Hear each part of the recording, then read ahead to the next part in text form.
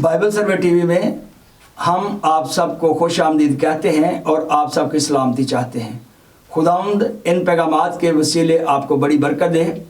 اپنی سیریز کو جاری رکھتے ہوئے میرے ساتھ میرے دو چھوٹے بھائی ہیں، آصف بشیر یو کے سے اور لاہور سے سلیمان بشیر، یہ بھی پاسبان کا کام کر رہے ہیں۔ تو سلیمان بھائی آپ مجھے مکاشفہ 22 باب کی دوسری آیت کی تلاوت کر دیں، پھر اس کی تشریح کرتے ہیں۔ خداوند کے پاک کلام میں یوحنا عرف کا مکاشفہ باب نمبر 22 آیت نمبر 2 میں یوں لکھا ہے، اور دریاب کے وار پار زندگی کا درخت تھا، اس میں 12 قسم کے پھل آتے تھے، ہر مہینے میں پھلتا تھا، اور اس درخت کے پتوں سے قوموں کو شفا ہوتی تھی۔ آمین آمین۔ پاسٹر صاحب بہت شکریہ، خداوند آپ کو بڑی برکت دے۔ یہ وہ چیزیں ہیں جن کو ہم تھوڑا تھوڑا کر کے سمجھ سکتے ہیں۔ میں نے جیسے بتایا کہ پیدائش کے پہلے 2 ابواب اور مکاشفہ کے آخری 2 ابواب، ان کو جب تک نہیں سمجھتے تو یقین جانیں پوری بائبل کی آپ کو سمجھ آ ہی نہیں سکتی۔ جب ان دونوں کو 4 ابواب کو سمجھ جائیں گے تو پھر سمجھ آنا شروع ہوگی کہ حقیقت ہے کیا۔ تو یہاں ہم دیکھتے ہیں کہ اور دریا کے وار پار زندگی کا درخت تھا۔ میں نے پچھلے میسج میں ریکارڈ کروایا، جہاں زندگی کا درخت ہے اس کے ساتھ دریا بھی ہے۔ پیدائش دوسرے باب میں جب آپ دیکھتے ہیں، دوسرے باب کی نامی آیت میں، اور پھر اس کے بعد دیکھتے ہیں کہ جو زندگی کا درخت ہے اس کے ساتھ دریا بھی ہے، اور دریا 4 سمتوں میں بہا ہے۔ اور اس کو روحانی طور پر لیں تو یہ بلندیوں پر جو عمرہ لوگ ہیں ان تک کلام پہنچا ہے۔ پانی تو کبھی بھی نارتھ میں نہیں جاتا، نارتھ سے جو پانی آتا ہے پہاڑوں سے، تو یہ پہاڑوں کی طرف پانی کا جانا جو ہے یہ خدا کے کلام کا حصہ ہے۔ اور آگے لکھا ہے کہ اس میں 12 قسم کے پھل آتے تھے۔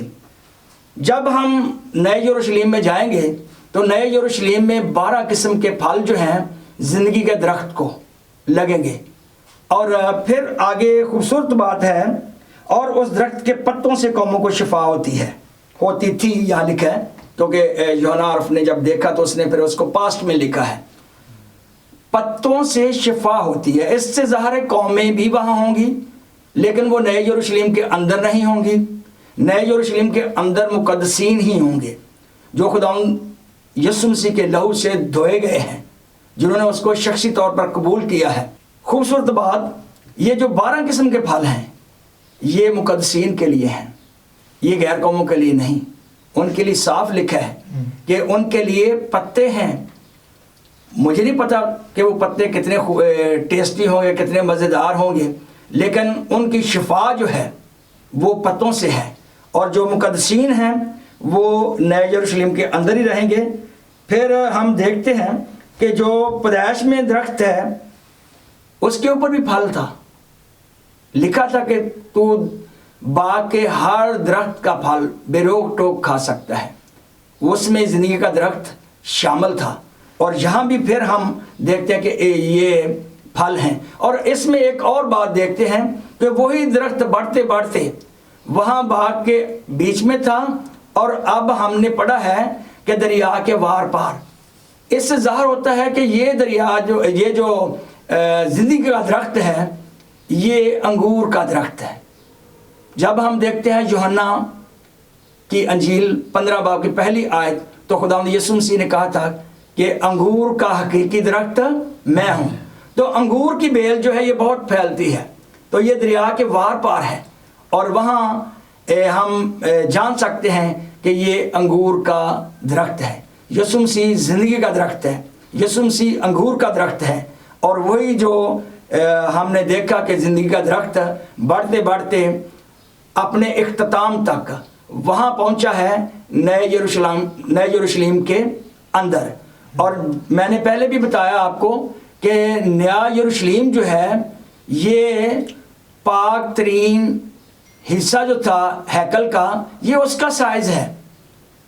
اگر آپ میرے پچھلے میسج سنیں تو وہاں ہم دیکھتے ہیں پہلا سلاطین اور اس کی میرے خیال میں 6 کی 20 ہے، وہاں لکھا ہے، یہاں یوں مرقوم ہے، اور الہام گاہ اندر ہی اندر سے 20 ہاتھ لمبی اور 20 ہاتھ چوڑی اور 20 ہاتھ اونچی تھی، اور اس نے اس پر خالص سونا منڈا اور مذبح کو دیودار سے پاٹا۔ تو یہاں میں نے پہلے بیان کیا ہے چکور ہے، اور وہاں مکاشفہ میں دیکھتے ہیں کہ وہ شہر چکور ہے، اور یہاں پاک ترین مقام جو ہے الہام گاہ جو ہے یہ بھی چکور ہے۔ سائڈیں 4 ہیں لیکن پیمائشیں کتنی ہیں؟ وہ 3 ہیں۔ لمبائی ہے، چوڑائی ہے اور اونچائی ہے۔ چوڑائی جو ہے ہم اس کو دیکھتے ہیں، چکور جو ہے 4 کا عدد میں نے پہلے بھی بیان کیا کہ یہ انسان کا ہے، مگر اس کے اندر پیمائش جو ہے وہ 3 ہے۔ 3 کا عدد جو ہے وہ باپ بیٹا پاک روح کے لیے ہے۔ جب تک ہم خود ایک پاک ترین حصے کی شکل اختیار نہیں کرتے، کیونکہ ہمارا عدد جو ہے وہ انسان کا عدد 4 کا ہے، اور ہمارے اندر باپ بیٹا پاک روح کا ہونا بہت لازمی ہے۔ جس طرح یہاں پیمائش میں ہم نے دیکھا ہے چکور ہے، لیکن اس کی اونچائی، اس کی چوڑائی اور اس کی لمبائی، تو پیمائشیں اس کی 3 ہیں۔ اور نیا یروشلم جو ہے وہ میں نے پچھلے پیغامات میں بتایا کہ 2414 کلومیٹر جو ہے، اتنا لمبا، اتنا چوڑا اور اتنا ہی اونچا۔ ایسے لگتا ہے کہ پاک ترین مقام کا سائز جو ہے اس پر ہی بڑا کر دیا گیا ہے، اور اس میں مقدسین لوگ رہیں گے۔ اگر آج ہم اس ہیکل میں جو پولس رسول بیان کرتے ہیں کہ کیا تم نہیں جانتے کہ تمہارا بدن خداوند کی ہیکل ہے، اس کا گھر ہے، اگر اس میں باپ بیٹا پاک روح کو نہیں رکھتے، اس کی ستائش نہیں کرتے، تو وہاں بھی ہم نے عبادت کرنی ہے۔ اگر آج ہم عبادت نہیں کرتے تو کیسے ہو سکتا ہے کہ وہاں ہم جا کر اس کی عبادت کریں؟ ہمیں وہ جگہ نہیں ملے گی۔ اپنے آپ کو تیار کریں، ہماری تیاری بہت ہی تھوڑی ہے۔ سو میں درخواست کرتا ہوں آپ سب سے کہ آپ ان باتوں کو یاد کریں، سیکھیں اور دوسروں تک پہنچائیں، اور چینل کو بھی سبسکرائب کریں، دوسروں کو یہ پیغامات بھیجیں تاکہ وہ بھی سیکھیں۔ خداوند آپ سب کو اس کلام کے وسیلے بڑی برکت دے، آمین۔